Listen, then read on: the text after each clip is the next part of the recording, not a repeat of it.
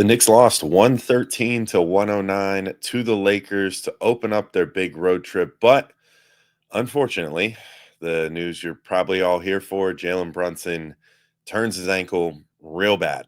Things are not looking super great there. We're getting into it next on Locked On Knicks.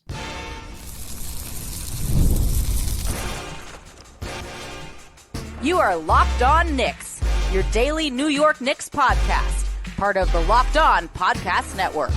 Your team every day.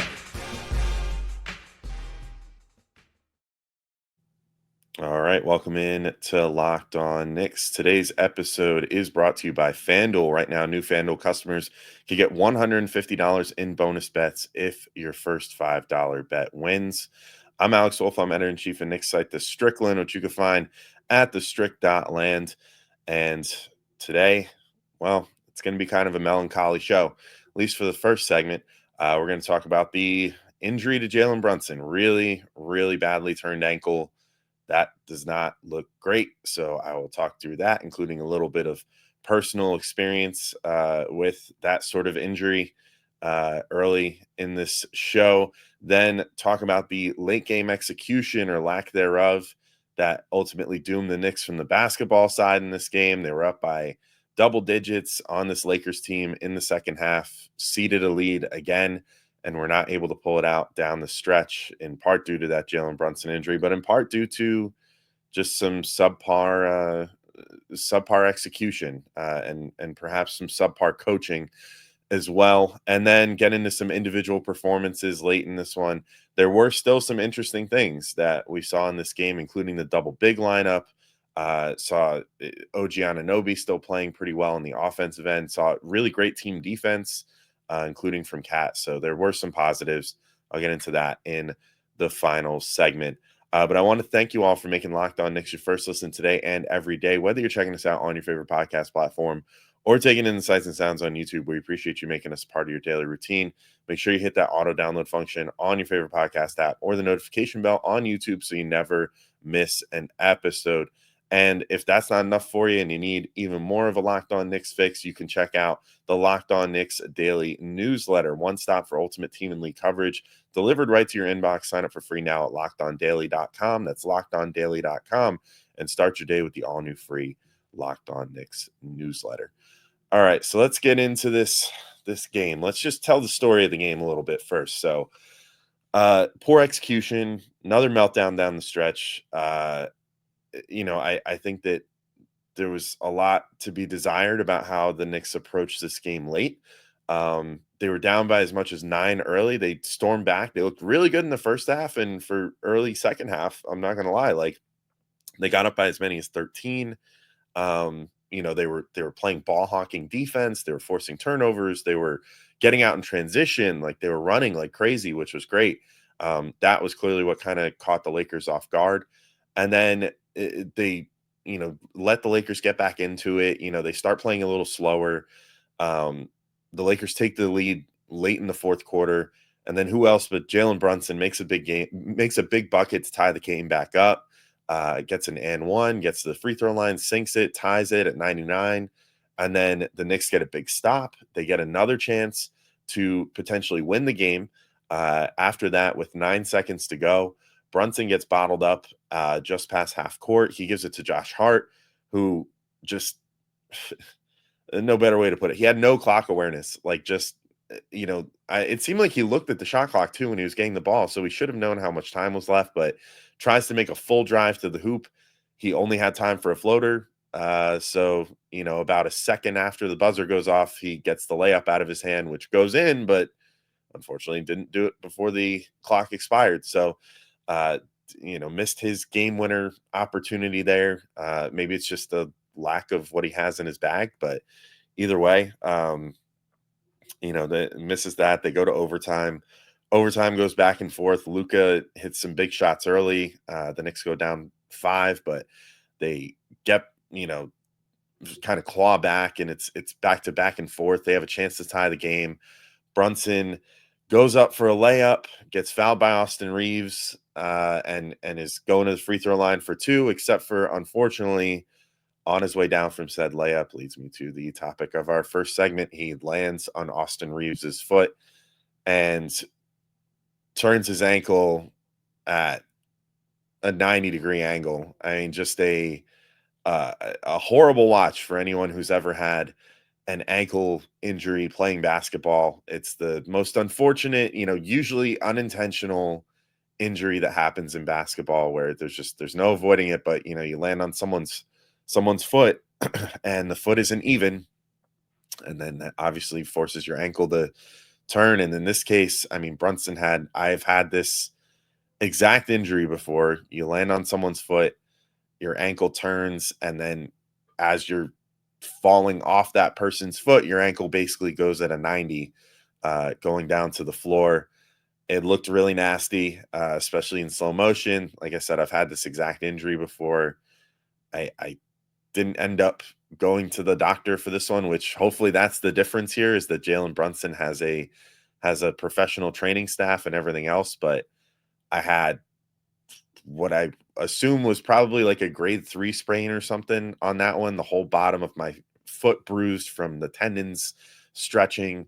Um, it's not great. And Brunson typically is the type of dude to just kind of walk something like this off. I mean, we see him, I feel like once a game, roll his ankle or something, and, it just kind of walk it off, jog it off down the court. And then, he's totally fine 2 possessions later.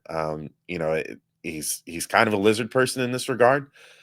That said, the way that he reacted after this one, it makes me think he's probably got a pretty nasty sprain, that he's not just going to be able to walk off. This one is probably going to have to take days, perhaps weeks to heal, depending on how severe it is. But I mean, he stayed in, took the free throws. It was he clearly was laboring. He was not able to really comfortably, walk even, let alone run. But went to the free throw line, drained the 2 free throws.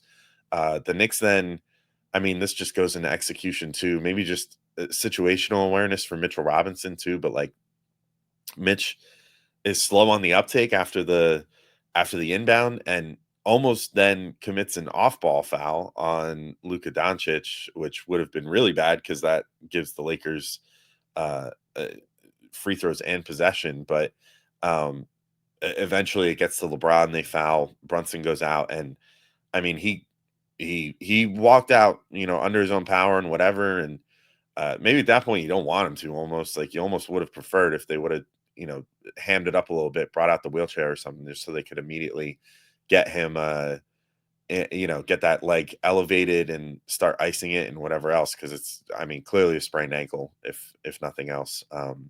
But Brunson walks out on his own power, but extremely slowly, extremely gingerly to the locker room, gets out of the game, and then it was all just kind of downhill from there. But just a severe lack of creativity, which I'll get into in the next segment, after Brunson went out, which we'll see what ends up happening with that. But yeah, I mean, look, my first inclination is I feel like this is probably a pretty bad injury.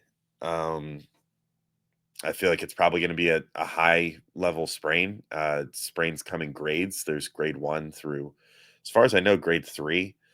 Grade 3 being worse. So my inclination would probably be this is a higher grade ankle sprain. Hopefully not a high ankle sprain. I mean, I'll say that much. I don't know. I don't know exactly what causes a high versus low ankle sprain, but based again, just anecdotally, based off personal experience, I think that a high ankle sprain is usually more like a football injury where like you're planting and putting extra weight on that ankle or whatever, and then that causes some of the upper tendons to also strain, when the ankle turns. But hopefully not that. Hopefully it's just like a lower ankle sprain, which is usually a little easier to rest and relax and get back from, and then get back to the ability of being able to cut and everything else on. But it looked nasty. I mean, it was more of an injury response than we typically see from Brunson. To kind of, Brunson is always the guy that tries to like walk it off or whatever, and he seemed to kind of know right away that this one was not going to be playable and that he was going to have to go out. But that said, I mean, it was around this time last year that Brunson had that injury in the Cavs game where he bumped knees and it looked like, I mean, his his foot was dragging on the floor, and it looked like it looked like his leg was gonna fall off, last year, and he was back like a week and change later, like only missed like 3 games or something. Um, and like I said, he twists his ankle all the time and comes back and tweaks something here or there, comes back, hits the deck all the time, comes back. Like so until I have evidence that Brunson isn't gonna like lizard person his way out of this and get better right away, I won't pass judgment. And obviously, I'm not a doctor, and the Knicks have a great training staff. I think that is undeniable at this point. In the Leon Rose era, I think that injuries have been treated as well as they've ever been with this team. And in general, like the Knicks have been, I think, it seems weird to say after last year how things went down the stretch, but I think that like they're as healthy as they can be relative to like what the expectations are for any given injury. I think they've done a really good job of this training staff of treating injuries and getting guys back as quick as they can. So clearly they have some state of the art stuff going on, maybe with that partnership with Hospital for Special Surgery, whatever. But until we see Brunson on the injury report for weeks at a time, I'll leave open the door that maybe he'll be back like next week. I think it's safe to say gonna miss the second game of the back-to-back tonight. We'll see where it goes from there, but leaves the Knicks in a bit of a pickle if he's out for an extended period of time because I mean, I don't think this roster is particularly prepared for an extended period of no Jalen Brunson. But we'll see where it goes.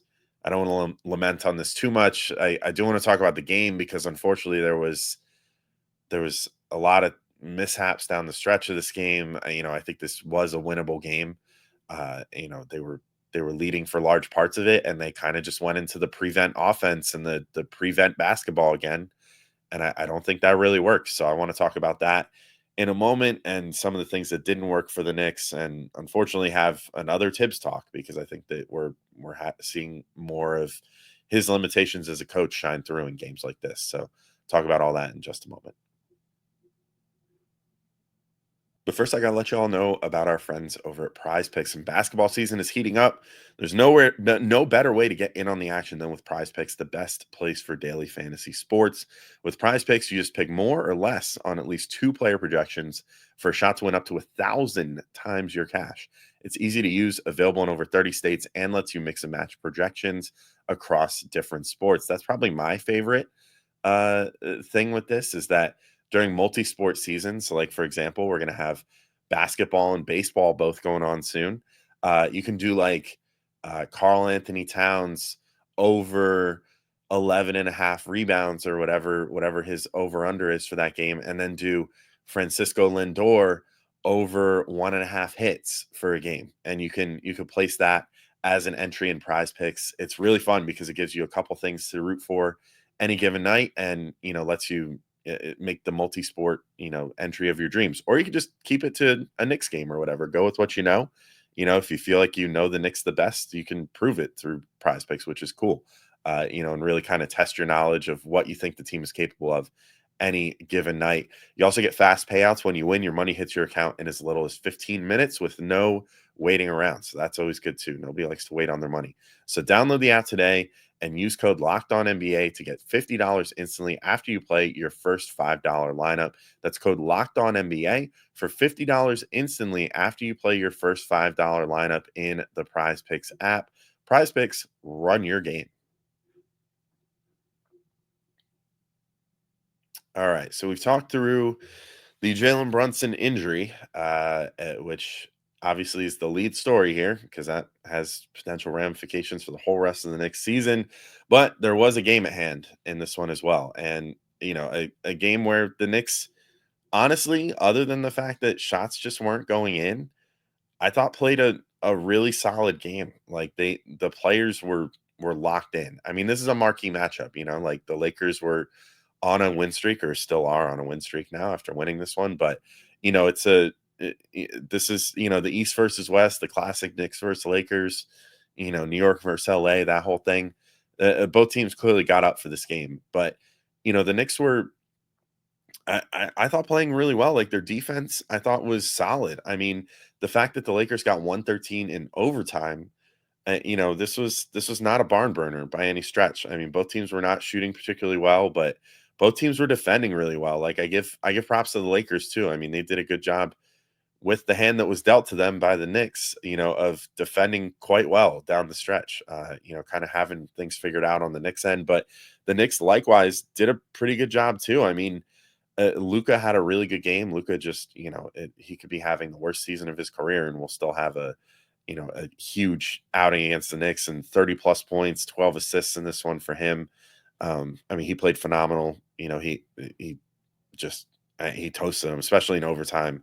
Early on, he was really doing a good job. I do wish the Knicks had attacked him more down the stretch because he picked up his fifth foul with, like, I think, I don't know, 3 or 4 minutes left or something like that. He picks up his fifth foul, and then the Knicks had a few opportunities to potentially send Brunson at him and get that sixth foul. And they, kind of sought out the switch there. And I'm like, I don't know. I would have tried to draw the foul there, or at least just take advantage of the fact that Luka's then gonna, not play top level defense, and be playing too cautious and let Brunson just kind of score at will at that point. But I mean, Brunson's kind of the master at manipulating a guy into fouling him. So I would have I would have gone after him, but that's just me. But the Knicks on defense, I thought, did really well. I thought that, especially early, they were playing the passing lanes really well. They were getting after the ball. Like, they went on this big run late first and into the second quarter where they, were just forcing tons of turnovers. They forced 16 turnovers total for the game. They were playing the passing lanes great. They were, funneling guys inside, but then, LeBron or Luca or whoever, once they got inside there, they were running into a brick wall of a defense. Like, especially once they got Mitchell Robinson in there for a little bit, they were able to kind of intimidate on the inside a bit, which then forced some hasty passes outside. And then you would have like a Josh Hart or Mikal Bridges or whoever sitting out there ready to just kind of grab the ball and run. And run they did. I thought that was the other thing that the Knicks did really well. They were running in transition. They were playing fast, which the Lakers don't like to do, obviously. And like, neither do the Knicks normally, but we've seen, I mean, this has been a common theme for the Knicks. Like, when they surprise a team and, turn it up and start running it on, running on offense, then, it's enough to bamboozle the other team and they don't know what to do. The Knicks get out and they get easy shots in transition and it works great. So, I thought they should have done more of that down the stretch. I mean, maybe it's just tired legs at that point, but at least mix it in a little bit, get out and transition a little bit. They played the double big lineup for the first time. That worked really well. I'll get into that a little more in a minute, but I thought that they were switching a lot, like, which is awesome to see too. Like, they were trusting Karl-Anthony Towns in space. I'll talk about him more in a minute too, but like, he did some really great stuff in one-on-one defense. Josh Hart played some good D on LeBron. Like, Mikal had some really good defensive players, including this like one where the ball looked like it was damn near out of bounds already, and he somehow got over there, saved it while he was kind of falling out of bounds, like running along the baseline, going towards the sideline, and like one hand scooped it and managed to flip it back in bounds and get it to a Knicks player, no less, too. That was crazy. So I mean, and like OG was OG, like OG was playing some great defense too, but late game execution, like, ultimately, I think was what killed the Knicks in this one. And like, it's got to make you wonder at this point if that's just what the issues are going to be with Tibbs anymore. It's just like the late game offense is very uninspired. The end of the gameplay, to say nothing of all the great stuff that Brunson did, leading up to the end of gameplay, where he was just basically told, like, ISO it up, buddy, and figure it out, which is basically just the late game Tibbs offense in a nutshell. But, once again, had to do that late in the game. And the Lakers said, you know what? No, we're going to get the ball out of your hand this time. And they did that. They sent, everybody up to they had two defenders waiting for him as he crossed over the half court line. And then, they trapped him and Brunson wasn't able to split it. He gets it to Josh Hart, who also didn't seem to have any idea of what the backup plan was here. There was no real effort to like create a secondary look for Karl-Anthony Towns or something, which, like, I know that he was having a poor shooting game and, whatever. And like, we'll get into the personal issues with him in a second. Like, I hope that he's doing all right mentally, but like, you know, he eh, he reasonably should be the guy that you look to for a shot, if not Jalen Brunson. I mean, he's the second best player on the team. He's the guy that you brought in for his offense, for his shooting ability. Like, if it's not a three, it could have been anything. It could have been a push shot. It could have been a midi, whatever. Like, but Cat scores at all three levels. Like, let him try to win this game, or whatever. It's just they had no like bailout plan. And then you saw that by the fact that once Hart got the ball, he was like, and then, he had, I think, about 3 seconds on the clock when he got the ball, or maybe four. And then it was like he took the Mississippi's in his head. Like, he was just like, okay, well, I got 3 Mississippi, so one Mississippi. It's like his brain was operating like a full second behind of where it had to be. But is that like fully his fault? I don't think so. I think that that's partly on the coach. Like, the coach has to have them ready, especially, coming out of a timeout or coming out of like, a break. Like, you got to have more of an idea than that. You got to have a little more than just like, hey, let's have Brunson bring it down and figure something out. Like, because the Lakers might throw something different at you, and you should probably recognize like, oh, they might throw a hard double here because they want it out of Brunson's hands. He's the guy scoring the ball. Like, he's Mr. Clutch. Like, he's the one they're going to want to do something. And they didn't do that. They didn't even have someone else bring the ball down and try to set Brunson up for an off-ball opportunity, which maybe would have been the thing to do if you really want Brunson taking that shot. Like, at least have Hart bring the ball down or something and work for something, off ball with Brunson, have some off-ball movement. I don't know. It is what it is. And you can't fix it now. But then, the Knicks were tied right after Brunson got hurt too in overtime. And then the plan without Brunson on the floor was just have Deuce McBride cosplay as Jalen Brunson. Like, literally, I was looking at it, I'm like, okay, well, I guess it'll be interesting to see what they're about to do here. And the answer was just they had Deuce bring the ball down the floor, dribble the air out of it. They tried to have him run like a pick and roll like what Brunson might run, and then he just ends up stranded on the left side of the floor, and takes a really weird fadeaway off of it. It's just like, that was dumb, and he's not Jalen Brunson. So why did they approach this possession as if they had Jalen Brunson on the floor? I think the real reason is they don't have any backup plans for when Brunson isn't on the floor.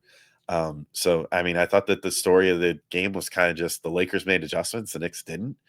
And, the Knicks just kind of regress as the game goes on. And we see that with Tibbs. So I hope that he takes a look in the mirror without Brunson here. I mean, I don't want to frame this isn't at all a silver lining. There's no good to be found in Jalen Brunson, wrecking his ankle and possibly missing weeks of time here. But I am curious to see how Tibbs is going to respond to this now without his ultimate security blanket of Jalen Brunson being able to just ISO and score.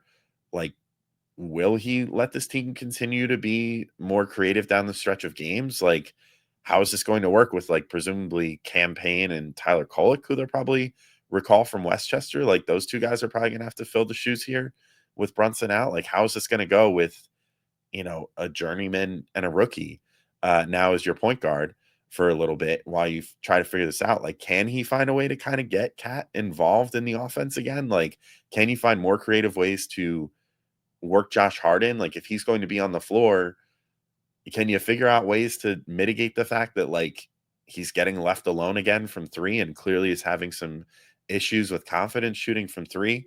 It's going to be a big test for Tibbs. I don't know if he's up to the challenge, if I'm being completely honest. Like, we'll see. We'll see what he's able to, pull out of his butt here with Brunson out, but my hopes aren't high. Like, I think this game against the Clippers is going to be ugly. I think the rest of this West Coast trip is going to be ugly. I think all the time without Jalen Brunson is going to be ugly. And hopefully it's not too long, because I think the Knicks, for whatever they're able to achieve with their team, currently as constructed and with Tibbs at the helm, they need Jalen Brunson for that, because Tibbs needs Jalen Brunson, because Tibbs, I don't think can win games just with his intuition down the stretch at this point, which is disappointing, because I thought that he kind of made a turn in that direction the last couple of years, especially like his playoff execution and everything else, but things seem to be regressing a bit in terms of what Tibbs's approach is down the stretch of games anymore. Anyway, I want to talk about some individual players. Some guys had some pretty good performances outside the fact that nobody could shoot the ball in this game. So I want to talk through all that and close us out in just a moment. But first, I want to let you know about our friends over at FanDuel. When the game tips off, the NBA action is just getting started, and there's no better place to get in on it than FanDuel, America's #1 sportsbook. With FanDuel, you can place live bets throughout the game. So even if you miss the opening tip off or want to get or bet on a fourth quarter comeback, you can stay in the action. And if you're looking for a bigger payout, you can even combine your live bets into a same game parlay.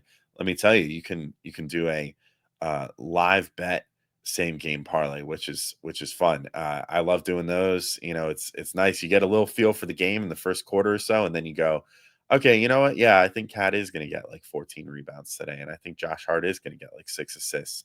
And sometimes you can even go, oh, well, they started off slow, but I know these guys are going to pick it up in the second half or whatever. And the Knicks typically, at least in the past, have been kind of a second half team with some of their guys.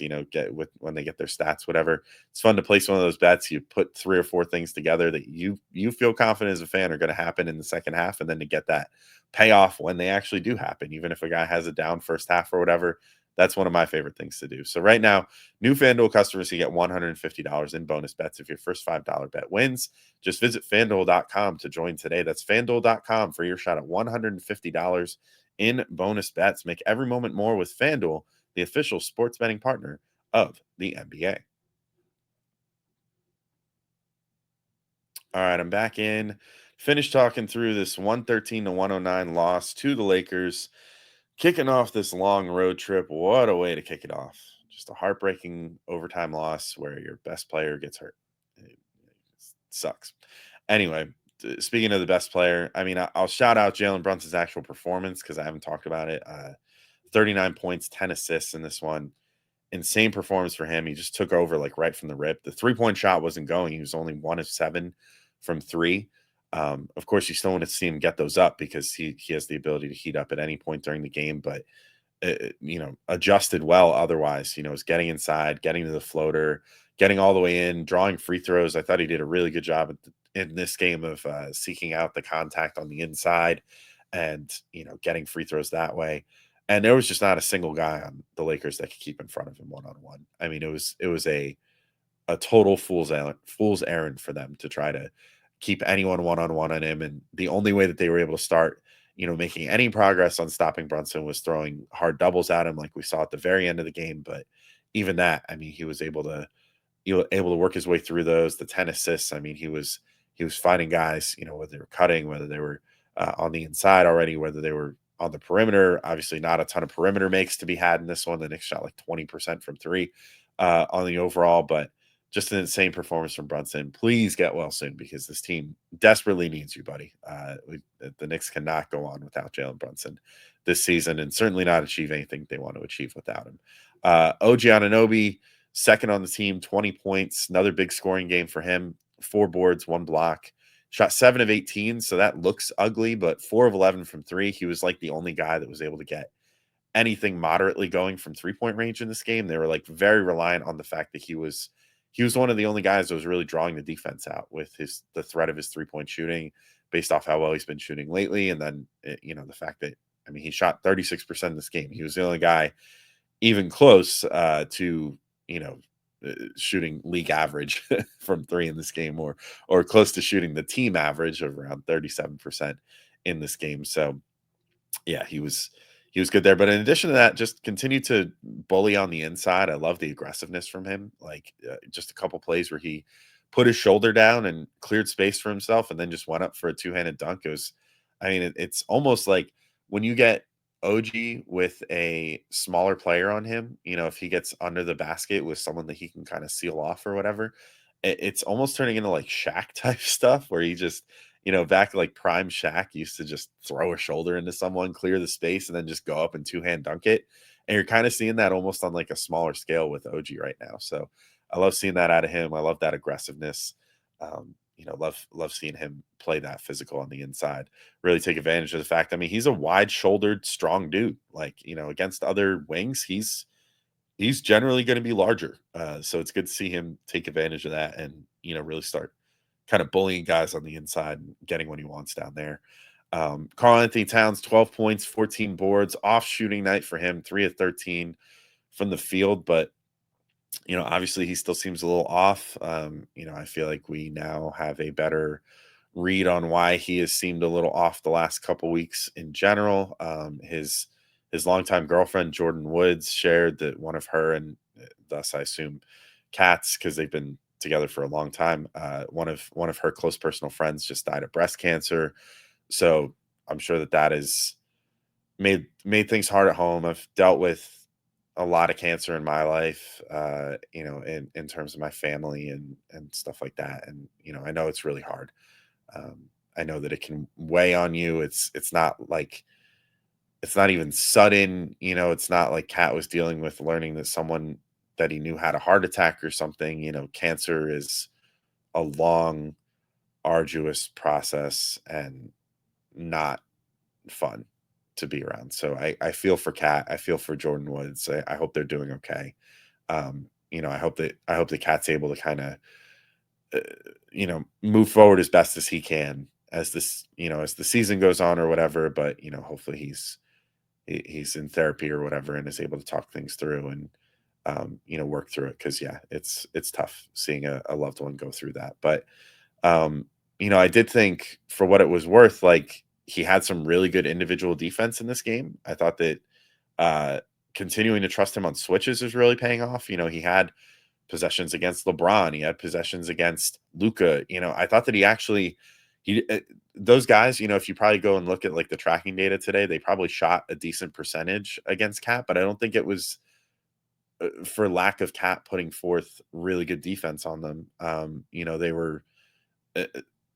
they like just had good shot making. Like LeBron at one point broke him down off the dribble, but Cat, I thought, kept him in front of him really well all the way to the hoop and had his hands up, affected the shot. But LeBron just threw this crazy, like, off glass, like put a ton of English on it, ton of backspin, and made it go in at a high angle. So, that was kind of just LeBron being LeBron. And then, like, to start overtime, like, I felt really bad for Cat, honestly, because Luca had the ball and Cat gets switched onto him at first, and Luca, gets inside, gets to the free throw line, and just hits like some crazy stuff over Cat, and it's like Cat beat him up as well as you possibly could. Luca just did Luca stuff, and then very next possession, Luca gets it, and Cat had to come to him on rotation, but like Luca gets it, the 3-point line, Cat rotates perfectly, gets there with plenty of time, and gets a hand up, and like it was enough to affect Luca, like it should have at least. But Luca puts an extra angle on it, shoots it higher, gets it over Cat's outstretched hand, and then just perfectly swishes it again. Just one of the best basketball players on the planet, offensively doing what he does. So I felt bad for Cat there, but all in all, like, solid defensive game. Hopefully we see, I mean, Brunson's going to be out for a little bit. Hopefully we see, Tibbs start trying to actually integrate Cat with offensive plays again, because it seems like they're just not really looking for him consistently right now. And, hopefully they're now you kind of have to, like, he's your number one option now, or he should be, even if it hasn't felt like he's necessarily getting that treatment lately. So, hopefully we see some, a concerted effort to get him more involved on offense and get him really cooking, because they're going to need it if Brunson's out for any extended period of time. Josh Hart, 18 points, 10 boards, 4 steals. I thought this was a pretty good game for him overall. Obviously, some of the brain farts, that final possession, not great there, but he and Brunson carried early. But I don't know. I don't even know how much of the late game stuff to put on him, because you maybe should have just not had Hart on the floor for that final possession. Like, maybe just go all shooters. Like, I'll talk about him in a second, but like Landry Shamet, maybe throw him out there. He had made some threes. Have OG out there. Maybe Deuce McBride, although he certainly didn't shoot well either in this game, but he at least gives the impression that he could shoot well. I mean, Hart, I think the biggest thing is, like, the Lakers did the thing where they just completely left him alone, and at the 3-point line, it seemed like it sort of got in Hart's head a little bit. Um, I think you got to get some movement going in those situations. Get Hart, get Hart help. Bring up a screen for him or whatever. Give him a screen from Cat. Like, if it ends up with him, make sure the cat knows, like, hey, get right over there, set a screen for him because you're the shooter in this scenario. Then Hart can get going downhill and, potentially get in for a basket that way, with the defense kind of slacking off of him, or Cat can pop out to the 3-point line. Hart's adept enough as a passer to know to kick it out to Cat for an open three, whatever. Hopefully that's something that they explore again when they get the opportunity here, with Brunson probably out for a little bit. Mikal Bridges, 6 points, 3 boards, 3 steals, 3 of 6 shooting in 43 minutes. So took 6 shots in 43 minutes. And they just have to get Mikal more involved. I mean, I think the thing that I'm noticing with Mikal is he's not going to seek out offensive possessions. He's not going to sit there and, clap his hands and, square up and be like, give me the ball. I need it. That's just not his game. And, yeah, he can score. We know that. He did it with Brooklyn the last 2 years, like as a number one scoring option. Like, we know that this guy can create some. We know that he can score, but he's not being given the opportunities. And I think that, the reason is that he's not going to be demanding of that. I think that maybe to his credit, like OG demands the ball a little bit, like, and it's finally starting to pay off where he's scoring at a pretty high level. But Mikal, it's like, this is another coaching thing. Like, you have to know your players and know what their mentalities are. Tibbs sometimes will try to get Mikal going, but it's like in weird, stupid ways, like just having him like bring the ball down the floor, but then not actually having a play called for him. And it's essentially like he's just the proxy to get the ball down the floor and then get it to Jalen Brunson or whatever. And it's just, you could say like whatever, like, oh, the Knicks gave up a superstar price tag for him, like as far as the picks given up, but like I don't think he's a superstar, and I don't think anyone was ever expecting him to be like a number one guy or whatever and be this like alpha mentality. And like, I don't say that like to crap on him. I think he has a role player mentality, but he's talented like a star player, so I think that you just kind of have to tap into him more. And hopefully Tibbs gets that at some point. Last couple notes, because I'm starting to run a little long. There's just a lot to talk about in this game. Mitch, 6 points, 4 boards, a steal, 2 of 3 shooting in 13 minutes. I thought he had a pretty solid game. We got to see the 2 big alignment. That looked really good. And, with Cat playing so on switches and, offering the really good one-on-one defense with that, I think this lineup, the 2 big lineup can definitely play. I want to see more of it, but like, hopefully Mitch's like roughly 15-minute restriction is gone soon. That Tibbs can pay lip service to there not being minute restrictions as much as he wants, but seems obvious that they're trying to limit him to about 15 minutes or else he'd be on the floor more. So hopefully we see him more going forward, because I do think that 2 big alignment did really, really good things. It allowed you to finally have Mitch anchoring the inside while still having Cat's, shooting presence out there and everything. I think they need to look to that more if they get the opportunity.